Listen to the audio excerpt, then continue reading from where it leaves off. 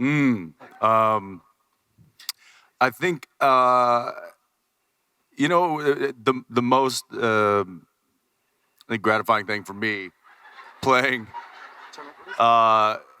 was the lack. He didn't care. He didn't have a care in the world, and I enjoyed playing that aspect of it. The tough part was that it changes the relationship on screen with all the other characters that I've essentially had a relationship with for well, it would have been 9 years. So having to build an entirely different relationship with the characters. What's happening right now? Yeah. They're on fire. I don't know, but I think we're supposed to. Yeah. I'm not sure, Jensen, but I think you're supposed to sing Freebird. I'm not. Yeah. So somebody play some Skinner.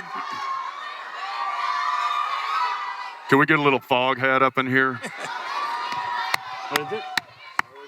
Always keep fighting. No way. That's awesome, guys.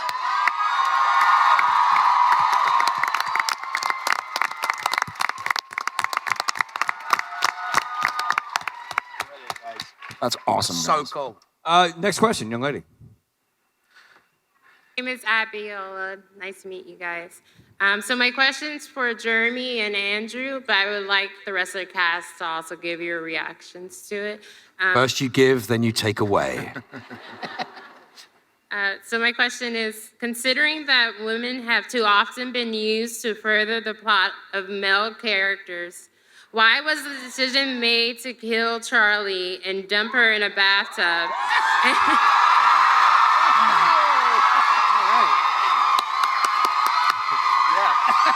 Yeah, just you guys want to go away.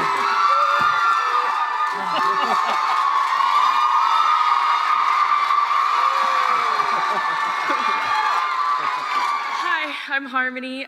My question is, you guys have invested 10 years or somewhere extremely close to it into your characters. And I was wondering, have you guys ever personally pitched ideas where you think your characters should be going to the writers, or do you leave it up to them? All the time. All the time. And it gets Hawaii. filed under actor bullshit. Yeah, I think we tried that once and then went the opposite direction. So we're like, well, not gonna do that again. I think I, for my part, really enjoy my place as an actor, and all that comes with it. I'm sort of acting well by default. Sam doesn't know what's happening next week, and nor does Jared. And I'm not afraid.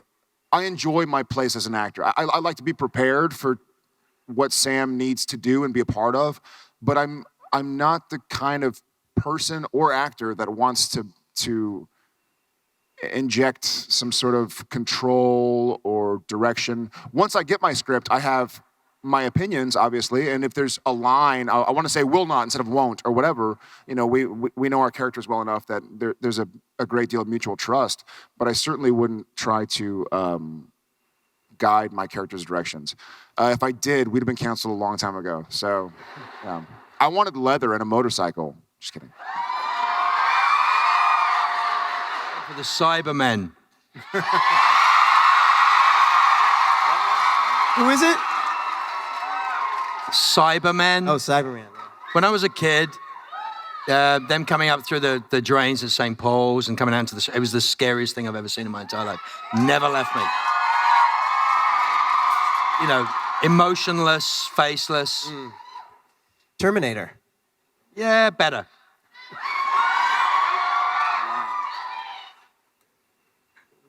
Young lady? Hi, big fan. Okay. Yeah. So my question is for everybody. It's one of the ways I learned about myself. I want to say something also. This is so touching and humbling and honoring. I feel so. I'm not Jeremy or Andrew. I don't have the proper words to say thank you or how humbled and honored and excited I am. And keep it up, guys. Thank y'all so much. This happened, all the lights out there. Yeah. What would that mean to you? Well, I have mine in my pocket. I'm touching it. Okay. I didn't know at first what it was. I had no idea. So when I saw it out, I was like, what's going on here? At first I thought people were holding their iPhones up and like recording. And then as I looked, I was like, wait, these are lights. And then someone dropped off a light with the note explaining what it was. And it's still humbling to me, you know? Like it's a part of, it's very much what Supernatural is about, this family, that it's the sum is greater than its parts, you know?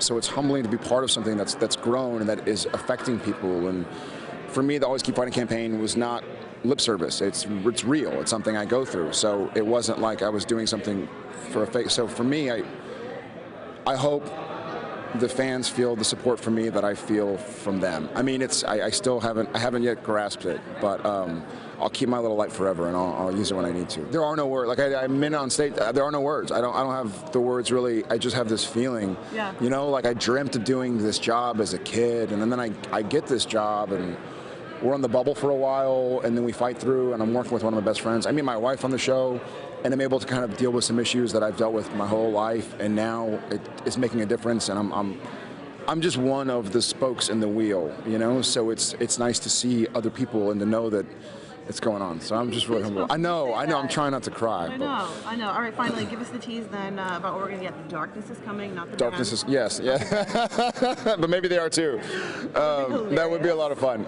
Yeah, the darkness is coming, and we have the boys that I'm really excited about linking up on the same team to fight alongside each other, as opposed to they're kind of been at odds for the last couple of years, and I love when they're together. So I was stoked to hear like we're picking up where we left off, and the boys are going to fight it together. So I'm very excited about that. Awesome. I have a quick question. Yeah. We're all fans of you and Supernatural. What are you a fan of these days? Oh man, like television wise, anything. What's your fandom? What's my fandom? Gosh,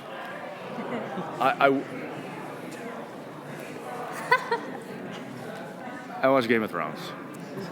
I watch Game of Thrones. What's Game of Thrones? What is Game of Thrones? Is this cool indie show no one's ever heard of? Yeah, it's this new show no one's ever heard of. Mainly because and I'll tell you the quick story. This is the quick rundown with how that happened. It was used in the show when Dean was sitting with Charlie and having like a marathon of Game of Thrones, and Dean was like, "What's Game of Thrones?" Well, I actually had that response in real life. So I called Robbie Thompson, who wrote the episode, and I'm like, dude, what is this Game of Thrones? Isn't this like that show where there's a bunch of naked guys running around? He's like, no, that's Spartacus. He's like, I'll tell you what, I'll send you the first and second. It'd already been on for 2 seasons. And I'm like, I don't know what the show is. I have no interest. He sends me the first 2 seasons on DVD. And I'm like, so it's like late at night. I'm home during the week. My family's down in California. And I'm in Vancouver. I'm like, well, what could I? Maybe I'll plug in one of these Game of Thrones. And I watched then I spent like the first week or 2 weeks watching all of season 1, watched all of season 2, and then I finally turned my wife onto it, and now she's fanatical about it. And so I couldn't walk away from it if I tried. So anyway, so we do watch that show, and that's about all I have time for. Explore a side that we haven't really seen him explore in 10 years. So how does it feel to be directed by one of your colleagues, your best friend, like who's your brother? Are you going to tell him what I say? No. I'm just kidding. No, I'm just kidding. It's fantastic. He's one of my best friends, Yeah. you know, and he's a great actor, a great director. He's a very hard worker. He does his research, and as an actor, he's directed me for 10 years, and vice versa. You know, we'll give each other like hey, remember this scene? We just came from the police station, so remember that, or whatever. And also, just by any actor, he knows how to talk to actors. You know, sometimes directors will come in, they don't really know how to get from you, and so they're like, say it louder. You know, what are you talking about? Whereas an actor will come in and be like, listen, there's some urgency because if Sam and Dean don't get here by this time, and then when the phone rings, and so you naturally kind of like talk a little bit louder and faster, so they know how to. An actor will change the ingredients to the recipe as opposed to like pouring sugar on it after the cake is made. They're like, hey, add the sugar before, that'll make the cake sweeter, as opposed to like at the very end, like, hey, put a smile on your face. You know, it's like, hey, remember you're happy. So it's great. He's one of my best friends, and I trust him. So, and he can say, and he probably has said every single thing to me in 11 years that any human being could say to anybody else. So it's not going to offend me, whatever he says. You know? And if I'm just doing a poor job, I'll be like, buddy, do it again. Like I guess it's to me, she's like, I think I'm making this worse. But it's great. It's great. So season 10 ended on so many cliffhangers. What are you excited for viewers to see? Not only with the threat, but with the brothers. One of the things I'm most excited about personally is that the brothers are brothers again. You know, we've had so many years of Benny or Ruby or Soulless or Mark of Cain or something where these boys have had reasons to kind of be apart, that I'm excited that even though they don't know what the darkness is, it's pre-biblical, you know, it predates God and Castiel and Crowley. So they're completely out of the world, but they're there together. And that's super cool for me. Like, I am a brother. So is Jensen, you know? And I have 2 sons that are, so I love this, like, for me, a lot of what Supernatural is about, besides just what the words on the page, is Let him see the beautiful hair. let him see it. I take everything back about how excited I am. I take it all back. Would you say that this season is a good one for maybe people to jump into Supernatural since it's sort of renewed with the Brotherhood? Yeah. I mean, Supernatural's a tough one to just jump into. Yeah. But then again, I can understand why someone wouldn't necessarily have 220 hours just laying around to catch up. It's a hell of a binge. That having been said, I think the journey that I love meeting a fan of the show in whatever arena, whether they casually watch it or literally watch it, because the time commitment we've given to each other. Like, I love that. When someone's like, hey, I've seen all the episodes, I'm like, fuck, then you've dedicated a lot of your life to this show. I have too. Like, we have that in it's like when you meet an alumni or something. I didn't go to college. You'll see somebody go like, hey, I went to blah, blah, blah. I went to blah, blah, blah. They're like you've been in it together. And so for me, anybody's welcome to come in whenever they want and however they want. But the way I would, if I were not involved with the show, knowing what I know about the show, if I were not involved in any way, shape, or form, I think the best way to get involved is to start on day one and to catch up, because then you become part of this family. Like, that's your down payment on, like, a family, you know? Like, we're all in it together. We've all been down these roads so many freaking times together. But that's what the show is about. It's 200-something hours of banging your head on a wall, running into these obstacles that seem insurmountable, and pushing through it. And here we are going strong. To wrap back around to now the brothers are a team again. And so these years and years and years of banging their head against the wall, sometimes in a parallel world, now they're together. So I'm really excited about that. Like, it's been too long for me. I'm excited to see the brothers back in action.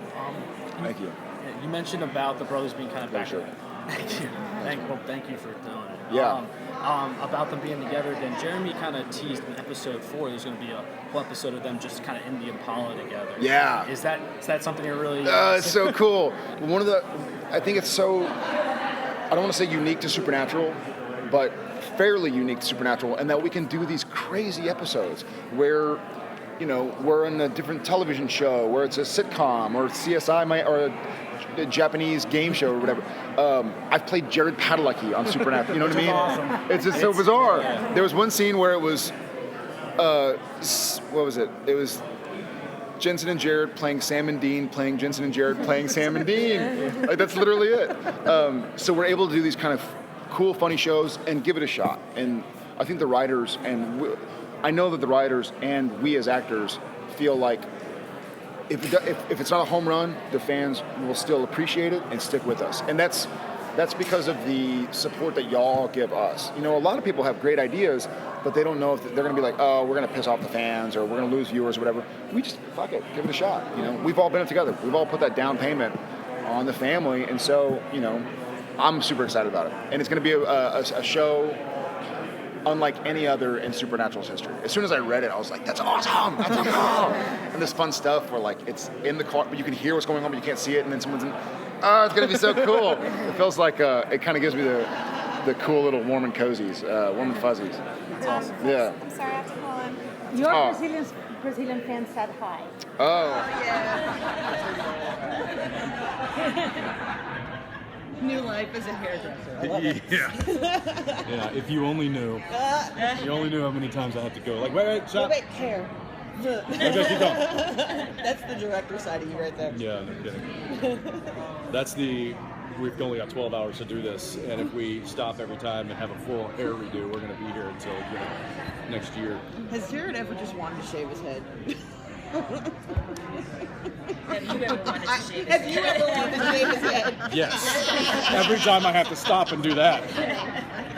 Every time I stop, I'm like, hand me some clippers. Just hand me the buzz. Give me some clippers. You can write it right into the storyline. Maybe it's to shave his head for some weird. Oh man, Could you imagine the fandom? That would be epic, and it would never happen. No. No, I would get assassinated. Yeah. Yeah. Would be out for blood. Yes, they would. We find ourselves this year, and I'm happy about that. Sure there'll be issues along the way, and there's always going to be, the brothers are always going to fight and bicker, but at the end of the day, they're not afflicted with anything anymore. There's no demon blood. There's no mark of Cain. There's no whatever it is. They're back to being brothers, and they're back to fighting, fighting for the common good. And I'm excited about that. I am. I am happy about that. Can you tell us about? I'll go out and be a 15-year-old Texas boy. So I'm told I had fun. Any particular 15-year-old Texas boy, or just one in general? A really big one. A big one, yeah. The moose comes out. He is the happiest, The antlers come out. huggiest, smoochiest drunk. Oh yeah. Literally, There's just a like lot a of big love old in kid. here. So it was really fun. I seem to recall at one point in time going up to give Aisha another big hug. She's like, enough. Like, you had enough, I can hug. We're friends. It's okay. Yeah, there was also a guy who looked just like you here last night. I heard. And we kept running up to him to talk to him. He looked just like you from behind and from the front. No. More like this? No.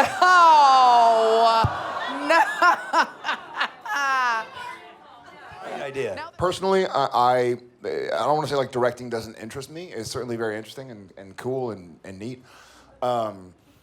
It's neat. Oh, you direct? Oh, you're like a direct. Oh, that's neat. Cool beans, you guys. My favorite thing to do when Jensen's directing is like on June 26th when he's flying to Vancouver is to send pictures of myself like wakeboarding in Austin, like drinking some wine in Texas, like sleeping in. I'll like wake up at 10:30 a.m. and be like, oh man, I just woke up. What are you doing? He's like, I'm prepping to direct, asshole. So Yeah, I'll be on my third tech scout of the day, and he's essentially laying poolside, still enjoying his summer vacation. At his pool. True story. Unfortunately. Very true story. Hey, where's this? Oh. Yeah, great. I'm calling the police. Beyond Literally, and you know you just PG-13 the fuck out of what he actually puts in your phone. No, He likes to that's pick what my he nose. writes. He's like just a picture of like his taint, and then he just gives you the phone back. I wish that I could deal with. Did I send that to you? Yes, you did. Yes, you did. And now it's my avatar on Facebook. How could you tell it was his? Oh, he's got a mole that's shaped like Sam Winchester. That's what I thought. Can let's move down this. Yeah, here we go. Convoys. Little do I know it's downloading all of my information right now. 17 pictures of Jared's taint. Go ahead. Halo. Salem. That took me a minute. I'm like, Salem? Salem? Who wants to live in Salem? No, that's never mind. Let's not bring up the past. Days of our lives.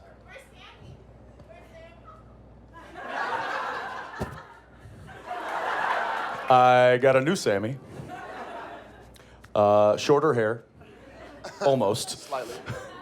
I don't know. You know what's funny is I always thought I wanted to be like medieval times.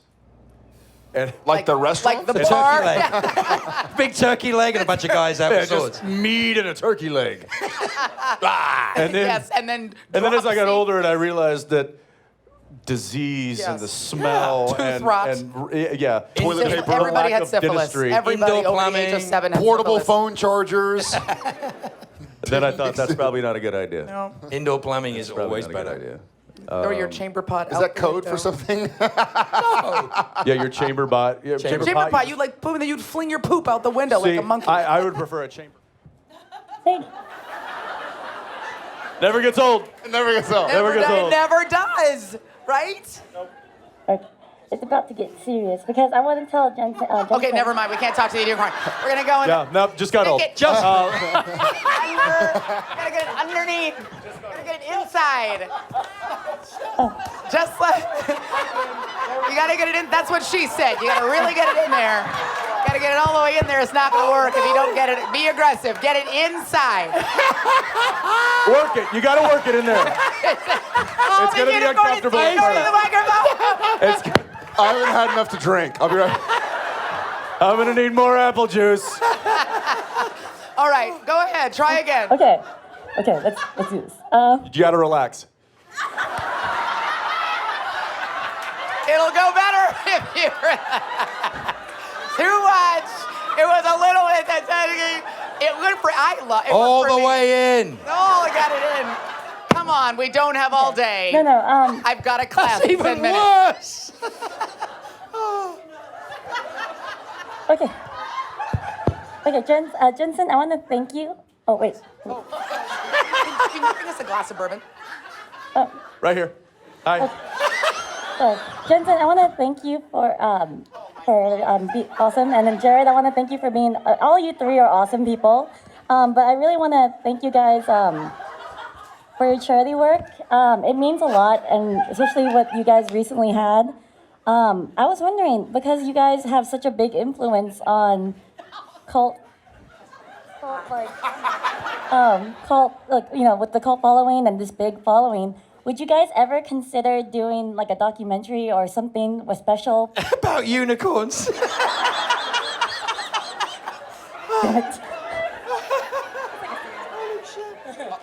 Would we ever think about doing a documentary? About the charity work that you guys done and how much it means, because you guys have your back, like your story, like Jared, your story is so inspirational.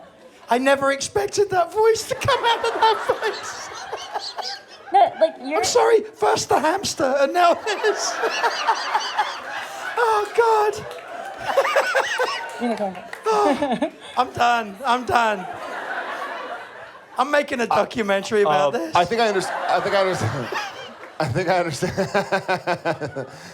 I understand the question. I never thought about making a documentary necessarily. This has been pretty fresh.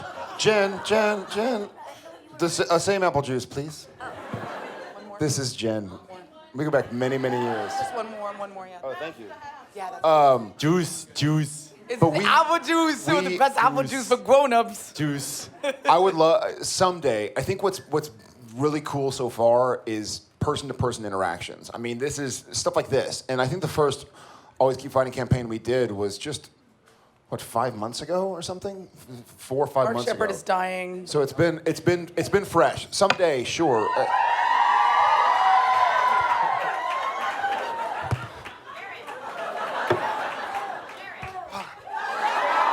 I wanna know what love is.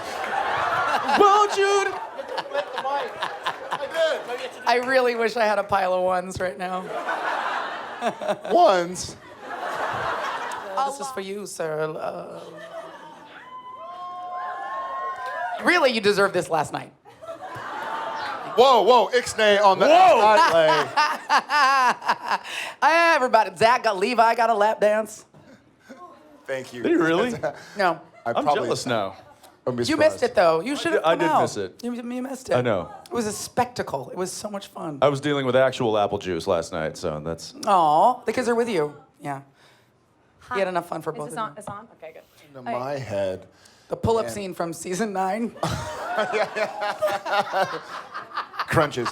What pops into my head that I really actually love, this is just what popped into my head. I mean, in 218 hours of television, there are probably many things, but I can't help but think of the scene, especially because this season, Sam and Dean are on the same team again. And there was a scene in our episode Fresh Blood where Sam says to Dean, you're my brother. And that is what popped into my head as you said that. I wasn't thinking about it, but it's a scene where we're buckling down to hide from Gordon, I think. Yeah.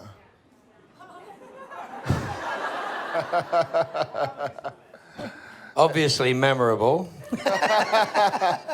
That was for me. About commitment. You know, to me that meant it was a commitment and a sacrifice. And like we talked about a second ago, whatever your sacrifice is in your specific position, just the willingness to make a choice and a sacrifice and a commitment, whatever your struggles are, I guess.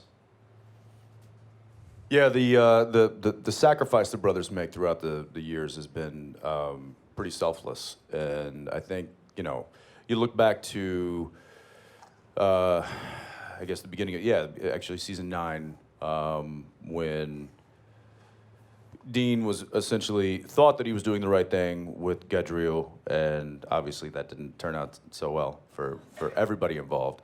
And he basically was, so sick with guilt that he was going to do anything and everything that he could to fix what was happening and to save his brother. And there was a specific scene. It was the scene with the Hellhounds, and he told Sam to stay with the family, and that he's the one that's going to grow old, and that Dean's going to be the one that's going to go out.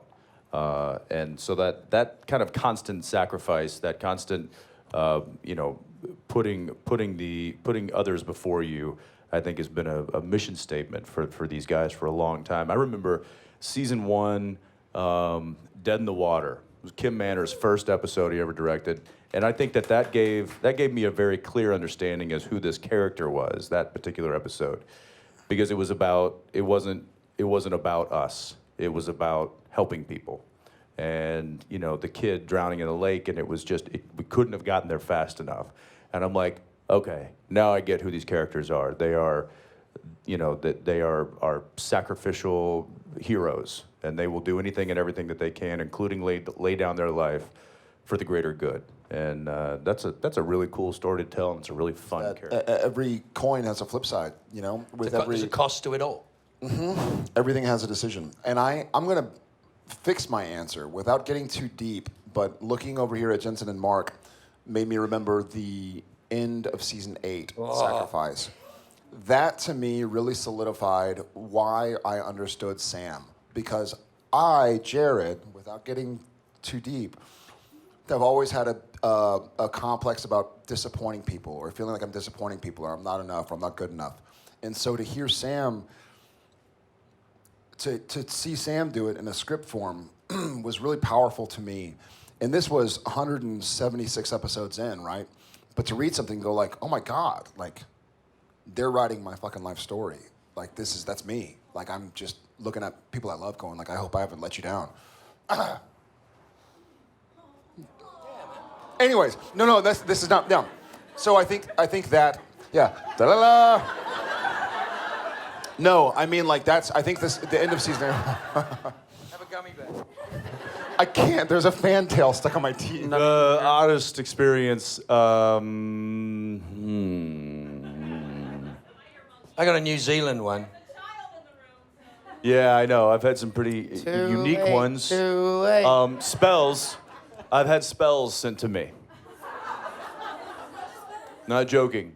One went to my parents' house. My mother unpacked a box that was addressed to them, and it was a collection of unique items. My favorite was looked like a fairly sizable pair of white briefs. They were mine. I didn't know I put them in the package. I thought Right. yeah. The lipstick kiss on the crotch was a little odd, then there was like odd soils from different parts of the world, and there was bones, and then it had like an incantation of like what to say, but it was for good stuff. It was protection From people who send you boxes full of stuff.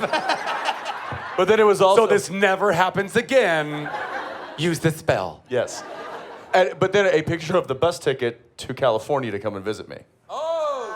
That was a good one. bus? Oh, that was fun. That was a bus ticket. By They're like, bus? and here's the bus ticket. I'm going to go visit your son. What are they going to use to get on the bus? they're going to get to the bus and be like, It was a picture. It was a photograph. Oh, it was a got photograph of the ticket. Was it? thought it was the ticket. I don't know. Nothing ever came of it. But the house was protected. Maybe that's why you didn't. Warded against people who ride buses. And my mom calls me. She's like, I don't know what to do with this. And I'm like, it's okay, Mom. I put a giant demon strap around the whole. Like 2 years ago, I assaulted the house. I assaulted You're the all right. house. You and Dad have all the tools you need. I've outfitted you. Like, I'm not a doctor, but I play one on TV. So just trust me. In your actual When I life, you tell just go to you- your parents' house. You're like, back up. I'm just gonna put some Back salt up, in I'm all the just gonna- doors. That's mom. Mom, that can you make me kosher? Is that lasagna? I'm just kosher? gonna put salt Grandma, down feet, everywhere. Feet. Don't leave this circle, Mom. Don't leave this circle. Don't leave this circle. Okay, that's But I great. have to go to the bathroom. What do I do? Because apparently that's what your mom sounds Right, like. yes. It's just. Shadows there, but I certainly see a hand right here. Hi guys. My question is for both of you. And Jensen, as a director, I'm curious for you when you're filming a scene as an actor versus your actor-director, how that is different. And for Jared, is it different acting opposite Jensen the actor versus Jensen the actor-director? It's too early. It is. It's slightly different. Not that anybody else, I think, could tell, but I can tell because having done 220 episodes with him, I can tell sometimes because he has to be critiquing the other actors when he's, as a parent, as opposed to when he's just Dean and somebody else is directing. He gets to be part of the scene, whereas we're doing a scene and he's directing it, and there are 5 or 6 other actors in the scene. I can see Director Jensen. It's a bit of a different scowl. There's like the Dean scowl, and then It's more judgment. it's more. Yeah, it's totally. I'm like, that's Jensen right there. Not when it's a close-up, but when it's the camera's elsewhere, I can see him kind of Jensening the actor. Compared to beating them. It's now become a verb. It is. And sometimes I do certainly fall victim to that because it's hard to shut that side off and then just be creatively available in the scene as an actor, which was an interesting kind of thing that I didn't realize about myself until I started to direct. Was that was a very necessary piece of me being Dean, was being just kind of emotionally and creatively available and not thinking about other things, just kind of being in the moment. That may kind of sound like actory crap, but and it is. But it was kind of a real thing, and when trying to direct, it's much more of a logistics kind of headspace that I'm in. So to try and turn one off and turn the other on, and vice versa, is a little difficult, and especially when within the scene, I'm also looking at other performances and going, okay, is that, and I mean, less, obviously, not with Jared, not with Misha, not with Mark, those guys know what they're doing, I don't have to direct them at all, they show up, they know their lines, they know their characters, they're good to go. It's more the guest stars who come on who have questions, they're like, is this the tone that you want as this character, and it's not, so I have to keep kind of a mind's eye of that while in the scene with these people. And so that's probably what Jared's talking about, is he can look over and see me watching one of the guest stars and like, and then my assistant director, the AD, will yell cut. I'd be like, okay, let's go one more time. So listen, when you say this line, why don't we go with more of like a feeling, and then it's like, okay, and then I have to go back on my mark and go back into D mode, which luckily I've done for a few years, so I'm able to kind of snap into that a little quicker. But yeah, it can be difficult. On the plus side to both those equations is that as an actor, I've always preferred to, I don't want to say that. I've always had a special appreciation for directors who have been actors, because there can often be, with like a director who's maybe been an editor or a PA or whatever, they come in less sort of emotional and they'll be like, do it faster. What does that mean? Like, I got to pee, or like, an actor will be like, hey, remember, you have to put this person in action because y'all are in a hurry. Like, oh, I get the urgency now, as opposed to just focusing on how it's going to look in front of the camera, focusing on why it's going to look like that. Yeah, a lot of times directors with acting backgrounds come at you with more of an emotional direction as opposed to just a physical direction. Right, which helps you get physically where you need to get. But then there's sometimes, we have directors that we work with and have worked with for many, many years who, if they're trying to come up with the right thing to say to direct us on an emotion, we can just be like, Bob, where do you want me to go? Not to mention any names. Yeah. But actually, Bob's very good at doing both. So but there are some that's just like, just tell me where you want me to go. I'll figure out a way to get there and make it work. So that's a luxury that we kind of have working.